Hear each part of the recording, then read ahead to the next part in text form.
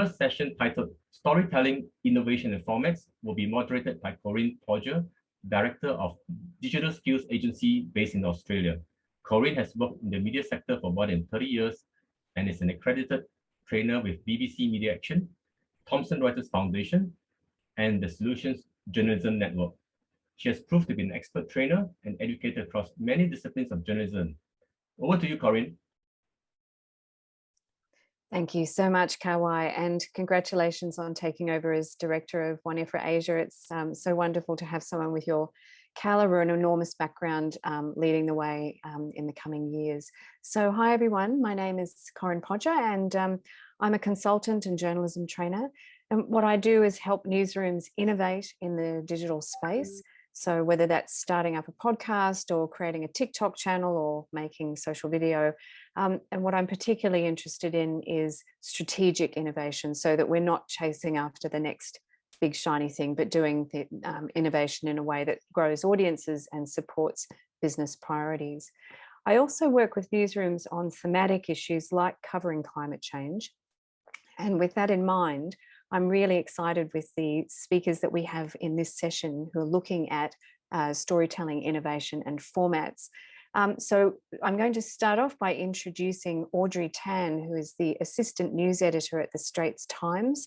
Audrey has covered the environment, biodiversity and climate change at the Times since 2013.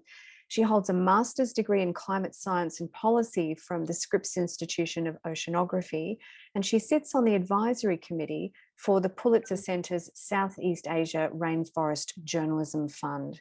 I will introduce Rebecca shortly. Rebecca Pazos will follow Audrey. So perhaps, Audrey, if you want to start, and then I'll do a short introduction for Rebecca. Over to you, Audrey. Thanks, Corinne. Give me a minute while I share my screen. So hi, everyone, and thanks so much to WAN-IFRA for organizing this and inviting Rebecca and I to speak today. I'm really glad to be here to talk about how the Straits Times has been reporting on climate change and the interesting new formats that we have tried in doing so. So today we're going to talk about three key new innovations that we are trying out at ST. I will be talking about the use of graphics and comics, as well as the use of audio, while Rebecca will later talk about data-driven visual stories.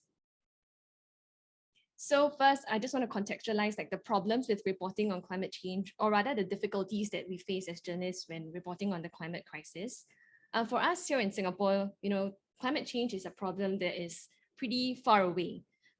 Unlike other countries in Southeast Asia, because of our geography, we are relatively insulated from impacts such as typhoons or other tropical cyclones or storm surges that could inundate or could flood coastlines. So that is one major problem, because the problem is not immediate for many of our readers. And secondly, Singapore has always focused a lot on adaptation, about how to reduce the impacts of climate change on our society. So for instance, when we talk about sea level rise, as a small island state, we are very vulnerable to that. Singapore has also emphasized a lot about how we're going to build seawalls to keep out sea level rise, or how we're going to, even though we import most of our food, how we are trying to grow more food locally so as to reduce the impacts of any supply chain disruptions in other parts of the world. So that has real repercussions in terms of our audience appetite for climate change stories. In fact, someone that I was speaking to who is not from the environmental sector told me that, why should I care about climate change? Because I believe in human ingenuity and that we will be able to innovate our way out of the problem. So that is one big challenge for us in the newsroom. That's one. Secondly, a lot of the climate projections are very far into the future. When you talk about the Intergovernmental Panel on Climate Change, the IPCC, a lot of the projections are for the year 2100 and beyond. And I think by that time, many of us will not be alive to face some of the harsher impacts. And considering that, the news cycle is so short and people's attention being chased after by things like COVID-19 or housing problems, climate change may not be as immediate an issue for them to worry about. Thirdly, the scale of the crisis is also beyond the individual. When we talk about weaning ourselves off fossil fuels or switching to renewable energy sources, these are the things that is not really within an individual's sphere of action, and that might make people think that, why should I as an individual care about climate change? I should just leave it to the corporates or to the government to settle this for me. And lastly, climate change reporting is full of jargon. These are just some examples there: mitigation, adaptation, IPCC. These are things that journalists face all the time. And if you are not really reporting on climate change all the time, it may be difficult to translate that into something that the man in the street can understand. So we at Aesha are trying out different strategies to try to overcome these challenges and obstacles in terms of communicating climate change by making it relatable, visual, and being creative. So Rebecca and I will be talking about some of the ways that we are going to do that. So first, I'm going to talk about graphics and cartoons. I'm going to cite two key examples that came out in the ST, I think this year, just this year and last. And just want to add that, we as a primarily a newspaper, we have also experimented with, maps and infographics. So these are kind of new for us. So I'm just going to show this short video. In the lead up to COP26, the United Nations Climate Change Conference that was held in November in Glasgow, my colleagues and I worked on a series of 4 comic strips that were published in the lead up to COP. And each of them detailed different aspects of climate change. Our first graphic was on what exactly is global warming and climate change. The second one was about climate change impacts, things like sea level rise, warmer temperatures. The third one was on adaptation. And lastly, as this graphic shows, it's COP26 and the meeting, why is it so important? So this ran in print, 2 pages, half a page over 4 weeks. And we thought that this would be a good way to kind of demystify a lot of jargon that, one of the challenges is that how there's a lot of jargon in climate change reporting, and things like COP26, people might not know what the significance of all these are. So we thought that, if we kind of contextualize all these for our audience through graphics in something that's bite-sized and digestible, it might help with audience appetite for it. But of course, this is how it looks in print. Now our audience no longer just reads print newspapers anymore. We also have to find ways to reach out to people who use their phones or use the internet. So we adapted that print graphic into a series of 4 scrollable, like Instagram stories kind of things. I'm going to show you one of them. So this is our topic on the climate change impacts. As you can see, so we start off with hot under the collar. And then we have kind of scrolly explanations about what climate change impacts are, told from the perspective of, you see the bird on the right, that is a black-naped oriole. It's a bird that's native to Singapore, and I'll come back to that later. So I'm just going to scroll through quickly. If you need the link to this, it's still on our website. I can send it over later. This is kind of relates the issue of global climate change to our audience in Southeast Asia. Drought, impacts of heavy rain, sea level rise.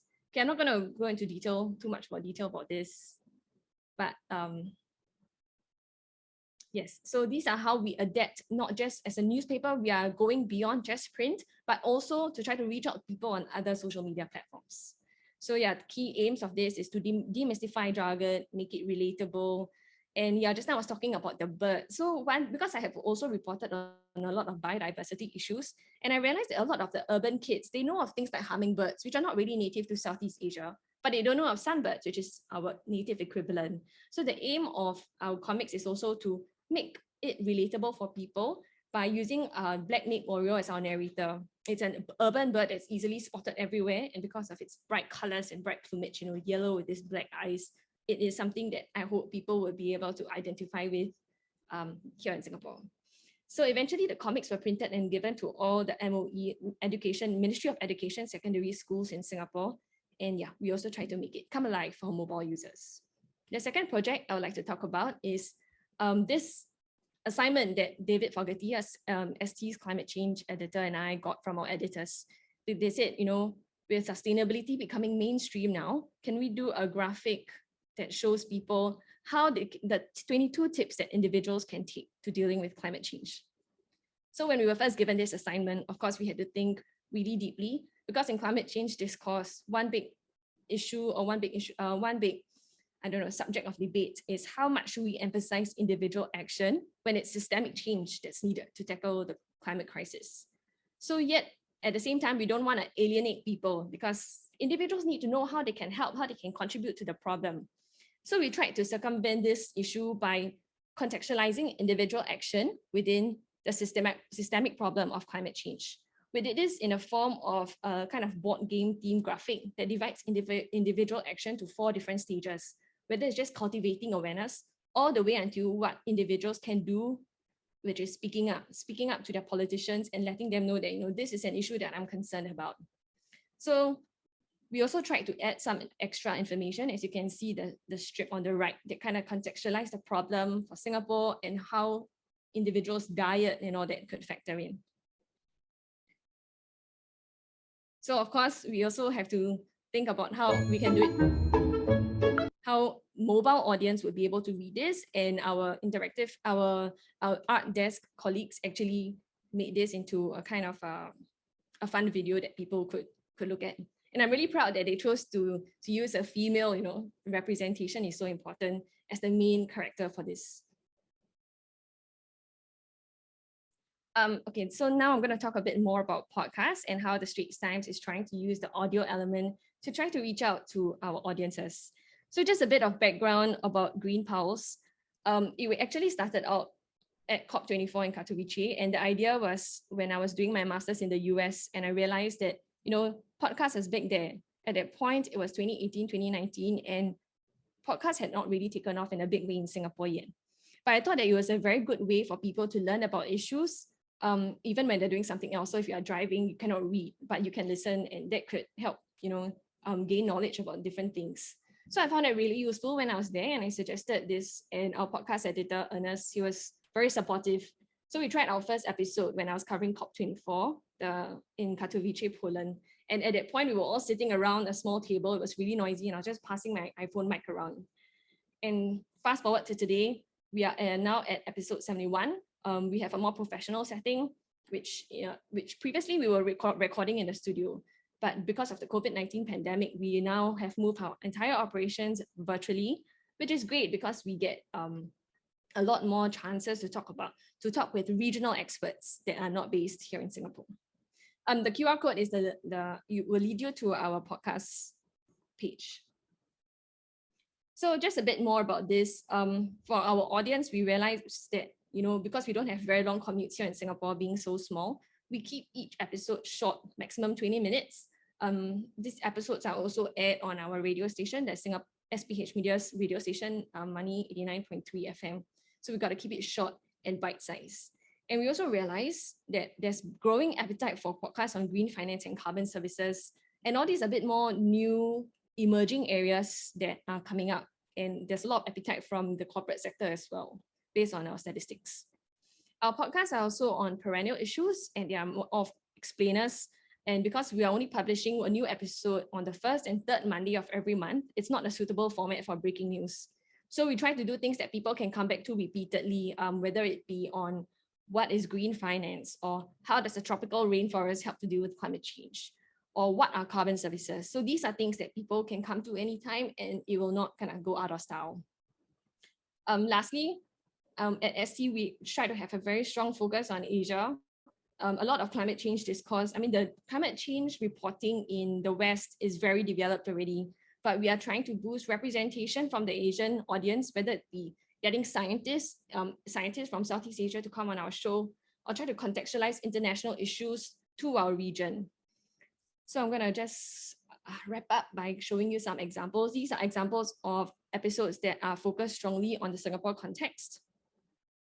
And these are how we can relate international issues to our Asian audience. So whether it be on carbon markets, or what does COP26 mean for ASEAN, or how does aquaculture solve the seafood conspiracy? These are ways that we try to highlight these issues and their relevance for Southeast Asia. Yes, lastly, representation is very important for us. So we try to feature scientists and all that based in our region as well. So okay, I'm going to stop sharing now, and over to Rebecca. Thank you. Thank you so much, Audrey. That was fascinating. And I've got a couple of questions for you. And I've just answered a question in the chat. I think it was from Kevin Lee. Kevin, if you look in the answers to the Q&A, you'll see that I've posted the links to those to the Instagram stories and also to the Game Changer piece. So I now have great pleasure in introducing Rebecca Pazos. So Rebecca is the data visualization editor at the Straits Times, and she's been there for more than 7 years and recently completed a master's in visual tools from the University of Girona. And I really love how you guys are doing quite serious study in the areas of journalism that you're specializing in. So over to you, Rebecca. Hi, thank you, Corinne. Thank you, Audrey, as well. And thank you for inviting me to speak today about some of our projects.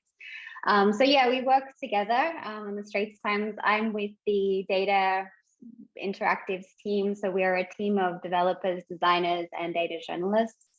We do all sorts of topics. I think climate change is one of those perennial things that we touch on every now and then.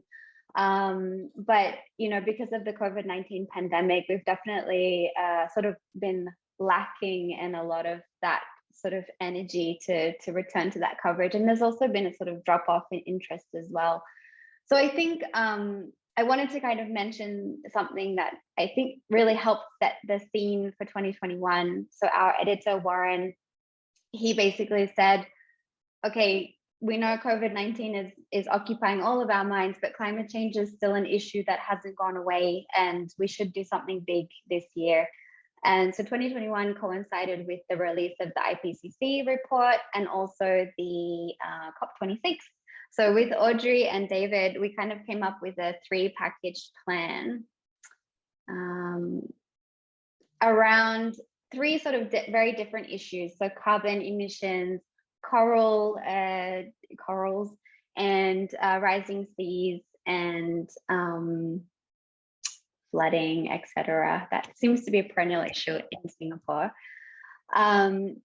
So basically, these 3 pieces were published around the time in the lead up to COP26. And we did this because we needed a little bit of more of a global interest, a little bit more interest around climate change. This tends to be, we have all the same issues that Audrey touched on about getting general reader interest in climate change. It's such a faraway topic. So the carbon emissions is all about, you know, how do we get to zero emissions, which was a big conversation at COP26 this year. This uses a so each of them have a visual angle, a visual concept. So the carbon will be around personalization and data viz. The corals is using a lot of illustrations and mapping, and the Save Our Shores, or the rising seas, is all around using 3D and scientific diagrams. The Save Our Shores one is actually the 3rd iteration that we've done around rising sea level data.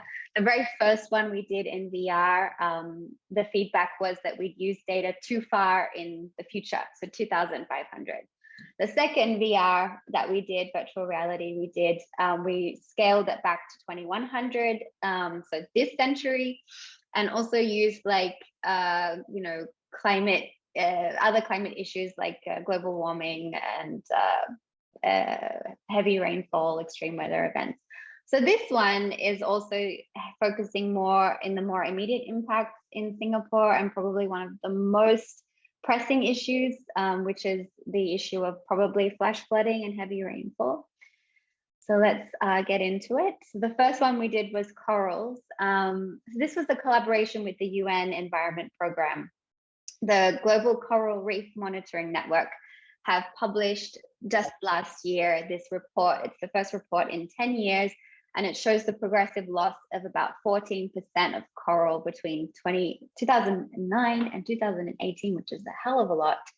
But I think, you know, this project, usually these kinds of reports stay in academia, or they stay sort of, hang on, why is that not working?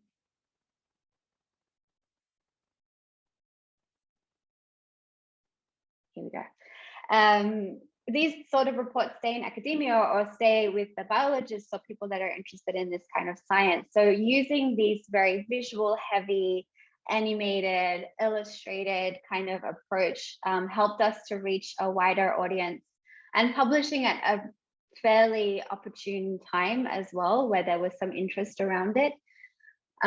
So we also I wanted to highlight something that we do in every one of these projects is we focus first on the crisis, the climate crisis. So trying to get people's attention, trying to get them a little bit shocked about what's going on. But then we do transition away towards solutions. So this was very much the story in 2021. We're looking at like, okay, these are the worst things that are happening, but how can we actually resolve these? Which I think is an issue a lot of readers have. They're like, okay, we know it's bad, but like, how do we fix it? So this is a combination of these. So we do climate crisis and then switch to solution. And there's little visual tweaks that we use. So there's the blue background when we're talking about the doom and gloom. And then we switch to the white background when we're talking about solutions. So there's little things like that that we do. There's an interactive map. You can see coral change in different regions. And then we finish off with sort of the solutions and how we can make a difference as well.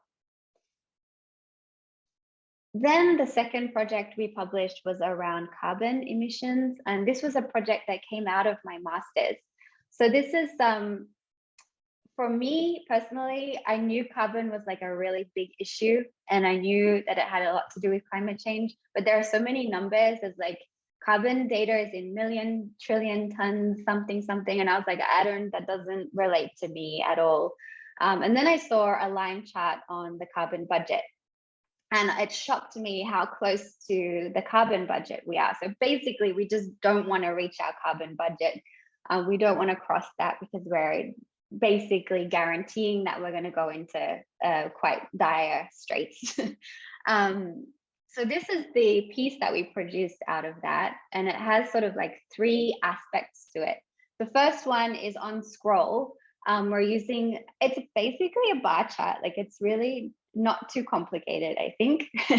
But we're using this visual flare with the red smoke and basically filling up the entire screen. So you just don't want to get to the end of the screen, right? We also don't use any actual figures. It's all in percentages and it's all in a logarithmic scale. But I think what happens with that is it's very visceral when you're actually doing the scroll. So this was not planned. It just kind of came about from the project. As you're scrolling it, personally, you get this kind of feeling of like, oh my gosh, we're filling up this entire screen with carbon. The red is actually a nerdy quirk. So if you could see carbon, it would be red because it's a heat trapping gas. So we decided to use red, and the smoke is actually showing variability in the data, which is something that maybe not a lot of people will notice. But when it comes to climate science, there's a lot we don't know, and there's a lot that we know, but there's still a lot of variability in the data. So the width of the smoke is actually representative of the variability in the data. And then the second thing that I wanted to really highlight, which shocked me a lot, was the fact that anybody sort of, pretty much all of the audience, anyone born after 1950s, a large chunk of carbon has been emitted in our lifetime, like a ridiculously large amount. And this is something that we were able to highlight in this piece by entering your date of birth.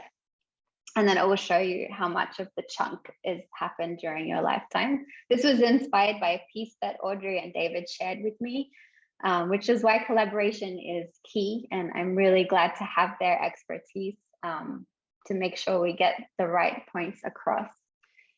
Now, the next part of this is the solutions part. So one thing that we sort of highlighted or I came across was there's a lot of individualistic language when it comes to climate solutions. So, you know, you have to eat vegan and you have to recycle and all of these things.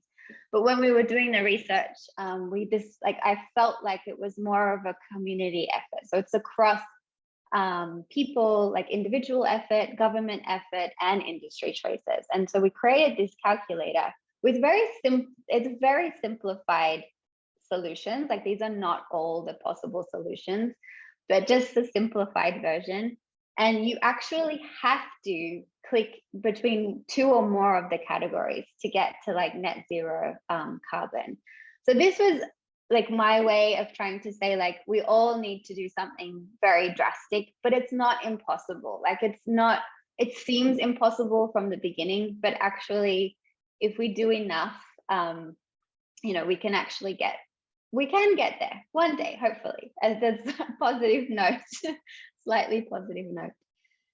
The third project is the Rising Seas. So like I said before, this was our very third attempt at trying to communicate this data. So this is something that Singapore government heavily invests in protecting the Singapore land. It's quite a low-level land, and we need to sort of be very aware of those limitations. So we open with the heavy rainfall seen around the Merlion, and each of our iterations always focus on the Merlion because it's a tourist area and Singapore people can recognize it and people outside of Singapore can recognize it. So for us, the key is like visualizing this information. And you can kind of see all of the different scenarios, like how much that this water would rise in this century, and then heading towards, if we have heavy rainfall or if we have extreme weather events, how could that then pan out, right? This is all on scroll as well.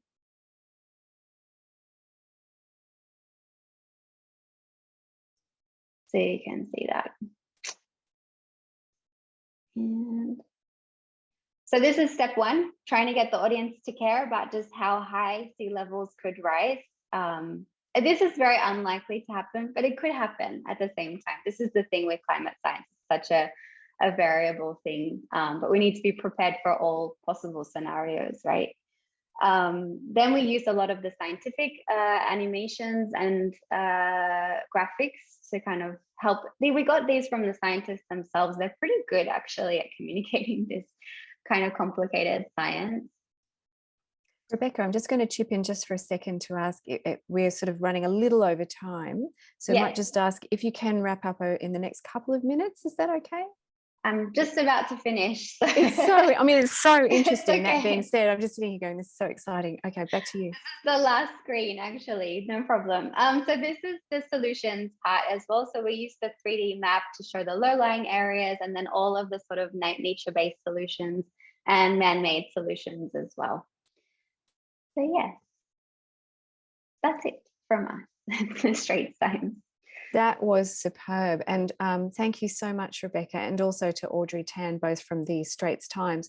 And folks, if you have questions for either Audrey or Rebecca, please use the Q&A box and just pop them in there. They can respond to them directly, or if we have some time at the end, we can also have a bit of a chat about that. So just use that space in the Zoom meeting to pop in as many questions as you like. We know that there's a lot of people signed up for this session, so anything you want to ask, just pop it straight in. Okay, so I now have great pleasure in introducing Sadhika Tiwari. Sadhika is a principal correspondent with the Quint in India. I'm just going back to my screen. She's been covering climate change and its intersections with livelihood, with health, and also with gender. And then for the past 5 years, Sadhika has also covered development in rural India. So I've got great pleasure in handing over to Sadhika. Are you ready there? Yeah. Wonderful. Thank you so much, Corinne. Thank you so much. So I think I'd start by saying that Audrey and Rebecca, the issues that they spoke about are pretty much similar. And I'm sure all of us on the panel also, while we're trying to put together these stories, these are the challenges of attention span, of jargon, of getting people interested and hooked to stay on and read a story that's about climate change. That's something not as exciting, something not as direct, something not as palpable around them, or the fact that they don't know that it's palpable. So the challenges are pretty much the same. The thing is that at the Quint, our audiences, these challenges become much worse for us because largely we're trying to target audiences between the ages of say 18 to 30. And here the attention span and the competitors for this attention span in terms of content are much, much higher. The content is far more engaging. So then we realized that everything, especially about climate change that we were putting out, was either too boring or just replete with jargons. So you are not understanding, and even when you're trying to, especially and this age group, there are people, this age group that I'm talking about, they're intelligent people who want to understand these issues, who want to understand these issues, to be intelligent enough to talk about them sometimes on coffee table conversations. But the content that we're trying to give to them is so technical that it's very difficult for them to understand it. So then what we started doing was we came up with three things. First, I think we started with immersives. So immersives were scroll down stories where there were videos, where there were smaller chunks of data graphics and stuff. And then we moved on to the idea of making these stories more relatable. So when you're talking about carbon net zero, for instance, what does it mean to you as an individual sitting in, say, maybe a high rise in a city, or as someone who's maybe living in a tier 3 city in India? So how do these things impact you, and not just around you, but also the global politics of these things? How is that relevant to you and your lives? And then we realized that even when you establish that connect, the fact is that unless you convey it as impactfully to the audiences in an equally engaging manner, like a story, it does not have the same impact. So we came up with the idea of starting a dictionary called the Climate Change Dictionary, which was a series of video explainers. I'm dropping a link in the chat for everyone. This is one example of the most recent video that we put out. This was on carbon colonialism, right? So far we've done 4 of these. The first was on carbon net zero. Then we came to climate finance, the Paris Agreement, and now carbon colonialism. The next logical follow-up is going to be carbon markets and carbon trading. So I mean, largely what we started doing with the Climate Dictionary was picking up these terms, which were the buzzwords of global politics of climate change. So because this started around COP26, we were just, and the first episode came out shortly after COP26 had already begun.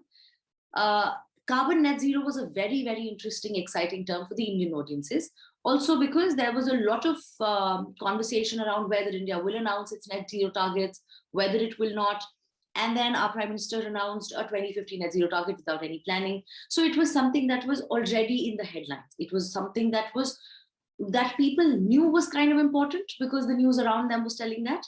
But what does it mean is something that they didn't. So we thought that was a space to tell them that this is what carbon net zero is. And then once you have people hooked already, just sort of expanding into why is it important, why should they care about it. And then I feel that once that happens, once your audiences sort of build that connect with the issue, they're more sincere with coming back and sort of learning a little more, even if it tends to get a little more academic or a slightly technical. So we started with carbon net zero, and then came climate finance. So also what we realized is that explaining climate finance is still much easier if you're talking about the global politics of it. But it's, again, a lot less engaging, say, for instance, if you're just focusing on the larger politics of it, because then you're distancing your audiences again. So you have to make it very India specific, not just South Asia. So then what I started doing with a lot of these videos was to make it developing countries and developed countries. Where are the differences? Where are the similarities? What are people, COP26, what were the expectations? What didn't happen? What should have happened? All of that. And then again, it worked, it sort of worked. But I think by the 4th video, which is on carbon colonialism, is when we realized that even then, a lot of this conversation has to be far more engaging. So exactly as Audrey was saying, you have to bring in a lot of more interactive elements like graphics and cartoons. And so what we did then was carbon colonialism, I made a story out of it. So I started with explaining the context of it in terms of how India was colonized and what does a colony then essentially mean? And then when you're saying carbon, how is that going to function? But to understand the dynamics of it, we created a story of a man who lives in India and somebody else who lives in America. They're different needs. And we animated these 2 characters. So you see like an Indian farmer living in a village where there's no electricity, and you see this person who's flying down from America, different aspirations, is capable of going on vacations. So it is very immediately, once the person sees the visual characterization of these 2 sort of very different kind of aspirations, it's easier for them to connect. So these 2 people, and then you've seen their journey. You're seeing what are their needs, what are their requirements, why are they demanding what they're demanding, why probably somebody's demands are sort of perceived to be a little less reasonable. Somebody else's demands are far more basic. So carbon is needed by developing countries right now for very basic needs, such as water in their houses, right? Because there's no electricity, there are no pipelines. The needs for the same for someone else might be very different. So all of this, when we started to bring it down to stories, and digitally, when you try to tell these stories, it is almost the same, but the production cost goes up. The amount of resource that you need to put while producing all of this, time, energy, animation, graphics, that sort of goes up.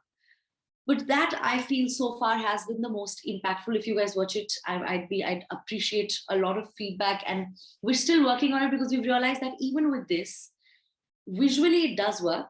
So I'll share a couple of analytics about this video, specifically the one that I've shared. The number of people who will click on the video is far less. So people don't really care about what is carbon colonialism.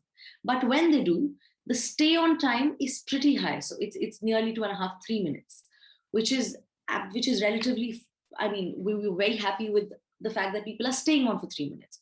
So the fact is that now that we've ensured that people do stay on, which means that the content is engaging.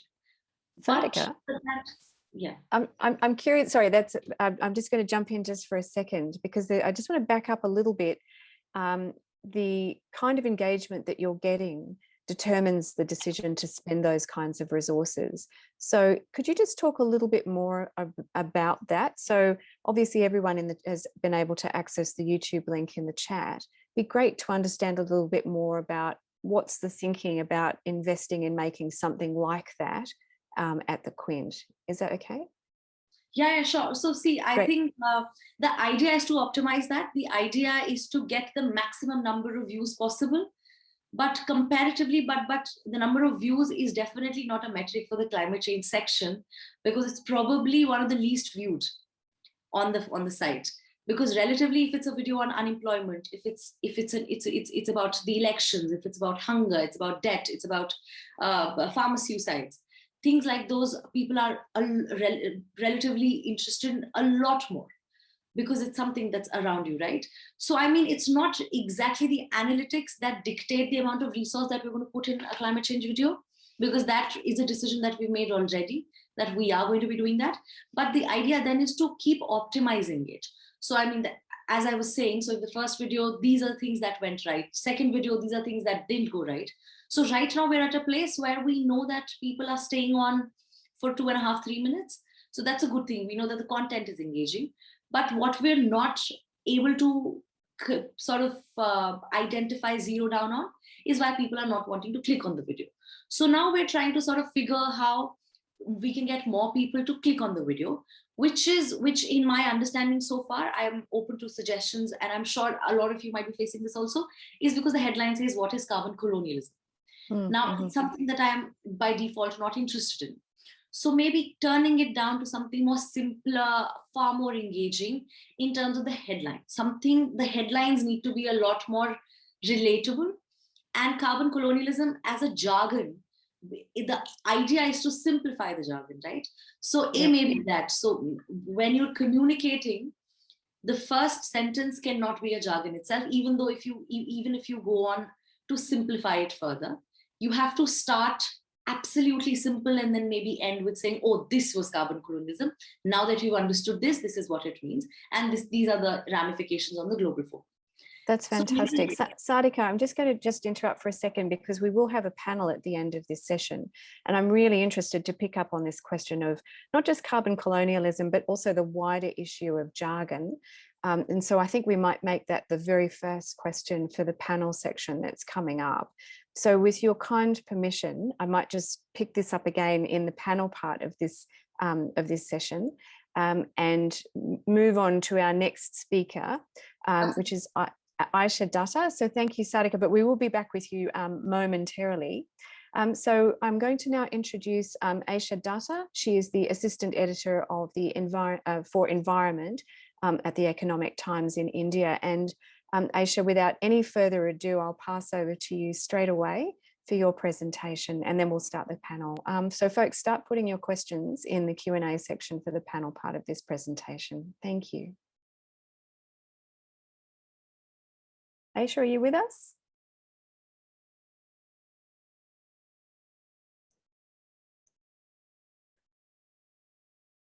We seem to be having perhaps some technical issues. Perhaps someone from WAN-IFRA can assist me with that.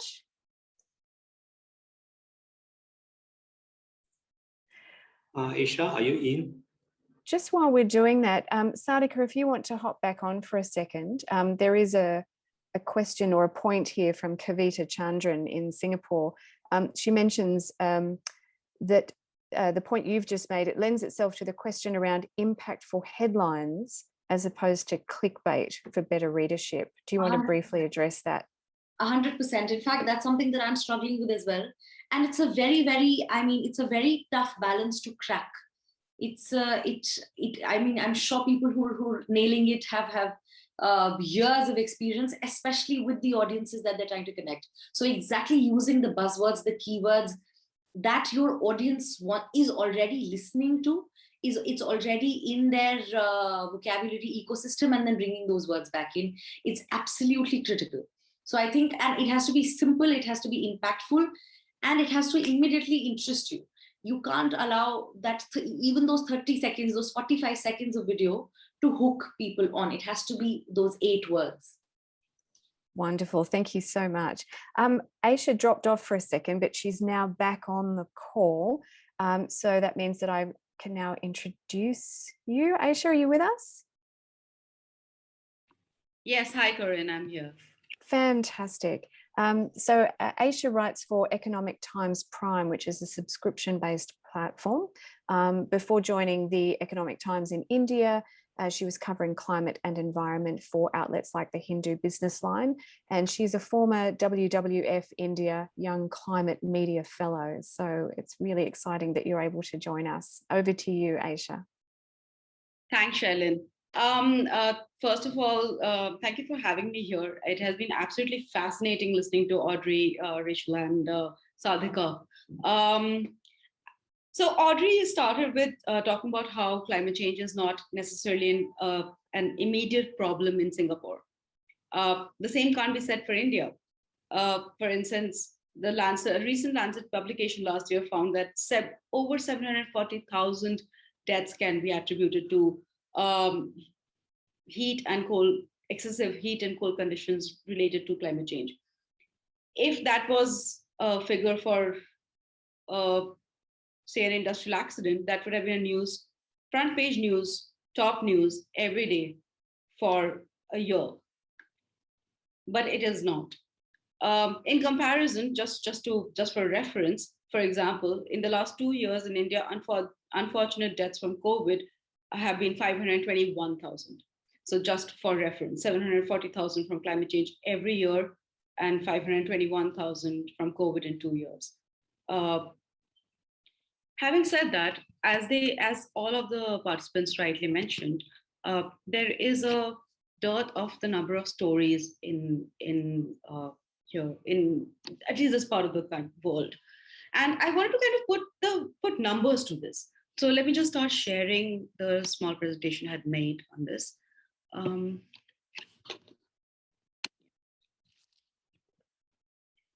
So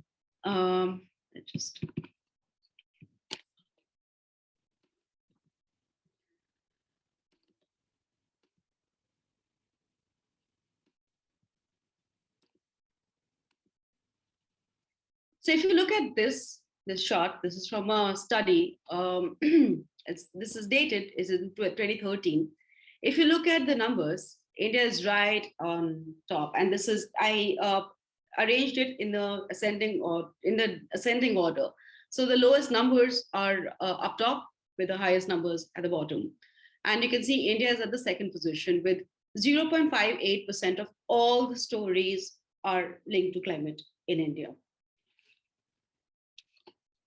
Let's look at some more recent numbers. This is from another study published last year in 2021. and the data is much more recent, much more relevant. India is still right at the bottom there in terms of the percentage of monthly coverage on climate change. And there is a market mechanism tells us that if there is interest in something, there will be higher coverage of that particular subject because it just makes more sense. So right off the bat, we want to show that there is a difference in the engagement towards climate stories in global South versus global North, and in certain specific countries in Asia.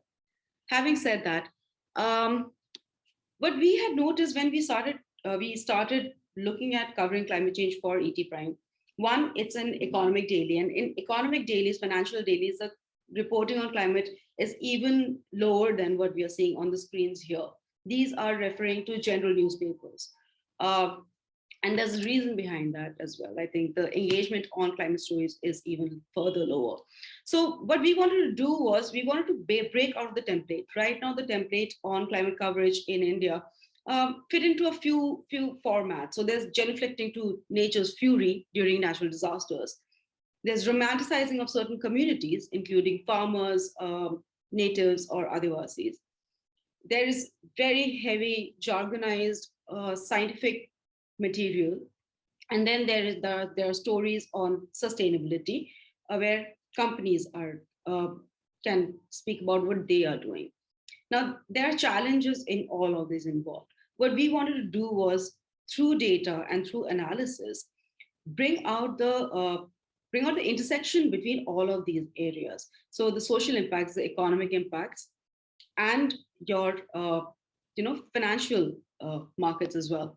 So let me just take you through some of the work that we have been doing, just to give an illustration of what I mean. So for example, this is one of the first series that we worked on. It came from this one scientific report that I was reading on hypoxia, and how the area of hypoxia in oceans is increased to almost the size of EU. But hypoxia means nothing to somebody like me or somebody on the street. What we wanted to do was attach a value to it. And so we did an entire series following one fish, the sardines, which holds a lot of economic value for fishermen in India, and draw an entire series around that. It spoke about the livelihood issues. Let me just go to the next slide. For example, it spoke about employment issues, how big that industry is, even if it is smaller fishermen, but just the size of the industry, how many people are dependent on it, cultural issues as well. So there's a whole issue, just tying the social, cultural, and economic impacts of a climate story, of a climate research instance. I will then, as I said something about genuflecting to nature's fury, which very often happens during disasters. And we did not want to miss out on these stories. We did not, just because we're writing financial daily, we did not want to not write about natural disasters.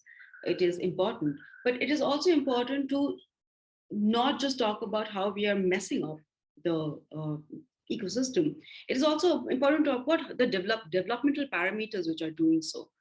So all of our stories will generally look at issues like this. They will look at how the changes have happened, try and give a visual reference to it, because I think that has a lot more impact as well. Now, this series was particularly interesting to me. This was a series on climate-linked migration, or climate refugees as they're called. Again, a story which probably is not technically very interesting to a markets person, somebody who's going to a financial daily to read about the stock markets. But we wanted to, again, take it out of the, make it a little bit more engaging in terms of, it's not just about a mass exodus. Climate-linked migration is not mass exodus. It's a slow trickle. So what exactly is that slow trickle all about? The weather-linked patterns, the agricultural impact, again, that has economic impact. employment issues. Eventually, throughout this series, we also spoke about the urban economic impact of the people who are coming into these cities, how they are living here, the heat stress that they're facing here, things like that. However, there's one thing that I would want to speak about, which is the data black hole. India is not very well known for data transparency, especially from the government and from the private institutes as well. But in some places, data can be so widely missing that, for example, in this particular story, this is part of the same migration story series. We were looking at Gujarat, because we wanted to look at a coastal economy as well. And the last data on migration out of the state was available from 2007. And this is a story we are doing in 2019. So 2007, 12 years. And this is a study that they were supposed to be doing every 2 years. They had not done it for the last 12 years. No one had even noticed. So in that case, what do you do? Because we, as an entity, we look at data. Our stories depend on data. That is what we want to do. So we also have to find a lot of proxy data for this information, because certain proxy data, which is not necessarily quote unquote linked to climate, I mean, it will not be referenced as climate data, but it actually ties you back to the same information if you look at the right studies. So on the left, for example, which is why we put these maps together. On the left, for example, this is one state of the country. We looked at the high risk areas, these are climate risks. And we found that the districts adjoining those high risk areas were also the ones which were seeing the most migration from those states. So kind of trying to look at data from different standpoints. However, coming to, because we are a financial data, and we do look at a lot of industries and we look at a lot of industrial stories. And there are challenges there as well, which I will speak about eventually. One of the ways that we, at least I look at climate stories, is to not just look at it as climate stories, but to also look at it as energy stories. India is still a heavily coal dependent country. India is still a country which has developmental imperatives. It needs to grow. And it's about energy at the end of the day. So looking at energy policy from the context of environment and climate. But in certain stories, we keep energy as a focus instead of climate. And also, just using visual references to strengthen debate on otherwise dense subjects such as climate finance. Sadhika rightly mentioned that these are subjects, these are words which have no, for a lot of readers, for a lot of people, it has no context behind it. Why are we talking about climate finance, for example? And just explaining that it's finance that developing countries are asking for from developed countries does not quite explain it. So we ensure that we are looking at data from all perspectives. Why this finance needs to flow? Why now? What has happened? And a lot of the information that I'm sharing here, it's usually, it can be interactive. Usually the data points or data charts are interactive in nature so that you can actually look at how the changes are happening. And just, I mean, the maps, again, maps are, I think, a wonderful way of looking at things, especially in a newsroom, which is constrained on resources. So that's something we do very often. Another thing is that sometimes we also look at certain sectors which are consumer centric. For example, this was an entire, I think it was a 1700 word story or something like that on just the air conditioner market. Heat stress is real. It's happening everywhere. But so you do need to talk about it. But in consumer centric stories, we ensure that we always have a cost benefit analysis aspect to the story. People in general want to do the right thing, but they also don't want their pockets to take a deep burn. It's really not fair either. So we ensure that we do a lot of cost benefit analysis for consumer-centric sectors, and also for sectors such as energy, because once again, people are then the tariff is linked to how you are consuming energy. So we do a lot of cost benefit analysis for these kinds of sectors. Aisha, I'm just going to chip in again and say we're heading towards the time when we would need to do our panel. Maybe in a minute or so. Is that okay? Yeah, I think 2 minutes or so. So actually, I'm just going to run through just a couple of things. Last 2 points that I wanted to make was really about data points, financial data points, because this is important. For any journalist to be able to do a decent enough job on climate-linked or environment-linked stories on companies where really most of the onus lies. It's easier to put the onus on individuals and people, but the actual onus should lie on companies. The problem is that in India, ESG reporting was not mandatory up until now. It is still not mandatory as of this fiscal. It will become mandatory in the coming fiscal. So a lot of financial data on climate is not available. It will get better. It will get easier. I expect that making this mandatory now by the regulators is going to make a lot of information available to people, which makes stories like these easier, because this is a very market-linked story. This is just looking at pure stock information and how those are impacting, or how banks are using money and finances. So yeah, I am at the end of my things. That was super interesting. And it's actually, I think one of the things that I took away from your presentation, Aisha, is, you know, the way that you've dug into some of the topics that people are particularly interested in, you know, rather than thinking about climate change as something that's sort of homogenous and vague. There's some really specific things there. So perhaps if we bring everyone back up, so Audrey and Rebecca and Sadhika, if you'd like to pop your cameras on and microphones on, that's great. And friends, we have, I think, about 9 or 10 minutes or so. So for those of you who are joining us, the 600 or so of you who registered for this session, if you'd like to pop questions in the chat, we'll do our very best. So the first thing I wanted to ask, if I could, it's actually coming back to this question of jargon. So thinking about all the different coverage that you've done over the past year or so, what would you feel, if you can summarize in 60 seconds to a minute, minute and a half, what do you feel is the most effective strategies you've used for helping audiences get their heads around jargon? Because it's really overwhelming. I think anyone who hops on the IPCC website will find it quite confronting, even if you're very willing to get your head around it. It's quite, you do need a thesaurus on the side. So perhaps might start with the team at the Straits Times, because I know one of your projects was directly relevant to jargon. What did you think worked best? Maybe I can chime in here, and then Rebecca, if you have anything else to add, you can hop on.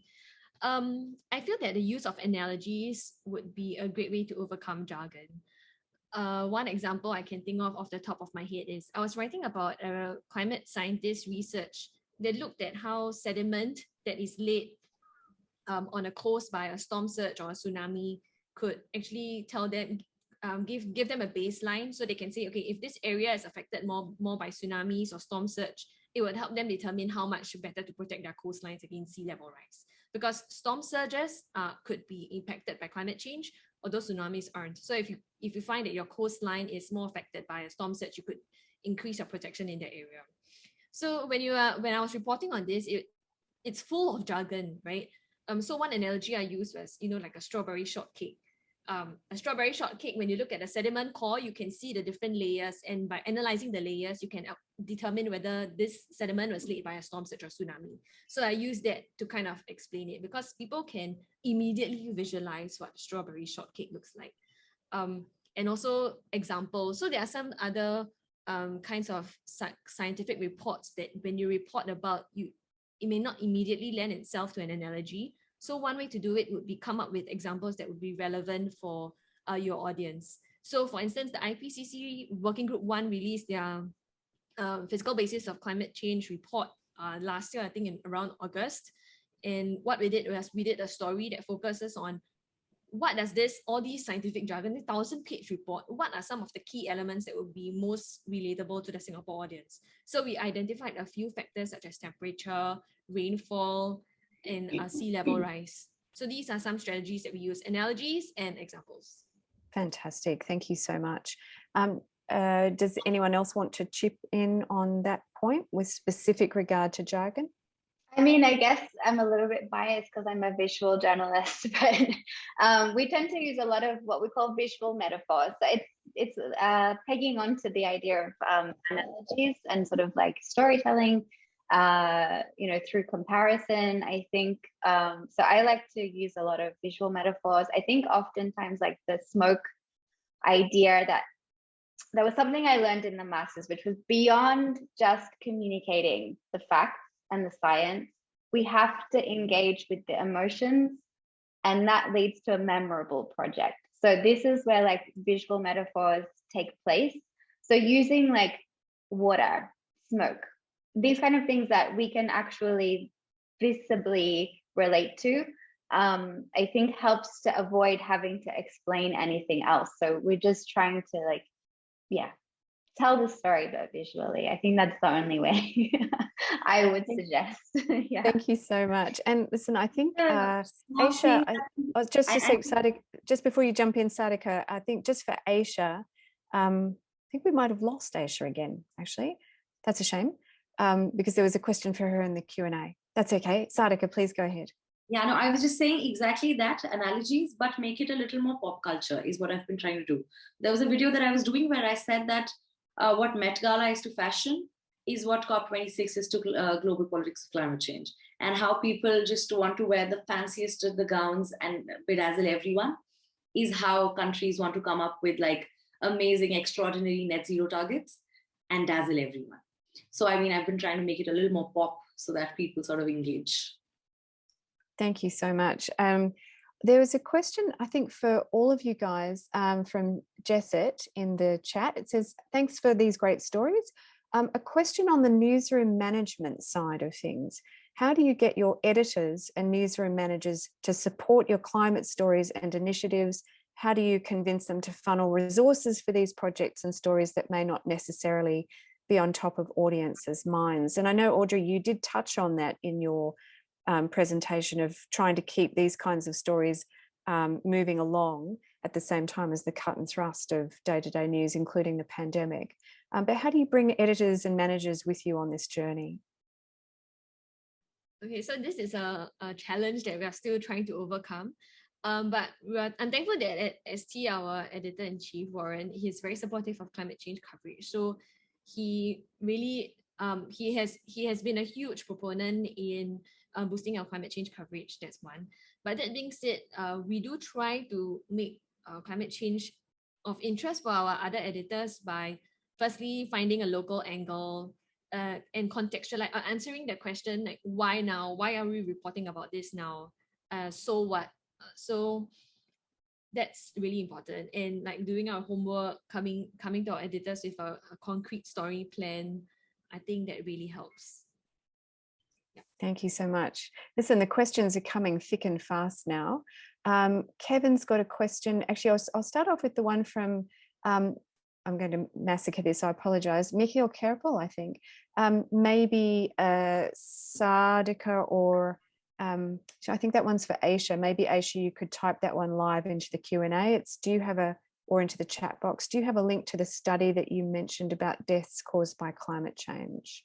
So one of you guys mentioned. I could probably send those study links to you eventually. If you send that to Wilson and he can send that out, that would be great. Lancet Planetary Health. Yeah, I would send it off to you. Maybe Wilson. Could I send it off to Wilson? Yeah, that would be terrific. Yeah, now the next question's from Kevin Lee. It's to all of you, so anyone can wave a hand. It seems climate communication in Asia is more like a charity product. How do you see the commercial market for climate communications in Asia? Are there growing interests and investments? Do you envision that people might pay for climate communications products? Now, Aisha, that might actually be one for you to look at because, of course, you're writing for a subscription-based product. I think there's a long way to go, which is why I started my presentation with those first two slides. The number of stories that you're doing is a direct reflection on the engagement that audience has with that subject. If there is more engagement with the subject, if there's more interest in the subject, there will be a natural organic increase in the number of stories. Those two play into each other. Right now, we're at a place where where probably the New York Times was 15 years back. We are building our coverage, we're building that database, we're building interest in audience. And it's kind of working from the ground up, which is why it is not unusual for a single person, and Sadhika will be able to will probably agree with this. It's not unusual to have a single member climate team in a news organization and large news organizations, or maybe in really good organizations, maybe 2 or 3 at best. The investment in climate coverage is still low. However, having said that, because a lot of companies are now beginning to invest in the area, since it's becoming economically more feasible, there's naturally going to be an increased coverage from all sectors. So it's not just going to be a climate reporter covering it. It's going to be the energy correspondent. It's going to be the guy who's writing on auto. It's going to be the guy who's writing on markets, on stock markets, who's going to be writing on climate as well. So the overall engagement with climate coverage is going to increase dramatically. And I expect investments will increase as well. I have a little something to add there. So I feel essentially the number of stories that we're putting out is the revenue generated is, I mean, it's you're putting out, it's a business, right? We're in the business of journalism. So stories have to get you those views so that your organization makes the money. If it's not doing that, we're not putting out the stories. But I feel with climate change coverage, as was with health, I feel, especially in India, before COVID happened, a lot of this reportage was funded and not revenue based. So this revenue was not really coming from the views. It was a lot of funding. So positions in different organizations for these reporters were funded by different organizations who wanted to support climate coverage or health coverage, etc. And which is why it happened. Gender coverage in a lot of newsrooms in India is specifically funded by organizations. So I feel even in a majority of organizations, barring those which are bigger newsrooms and which have the kind of resource to allocate, say, maybe 2 people looking at climate, the amount of coverage, and in fact, all the good coverage in India, a large part of that is coming from journalists whose positions have been funded by various organizations who just want climate coverage to happen in Indian newsrooms. Yeah, So and in fact, yeah.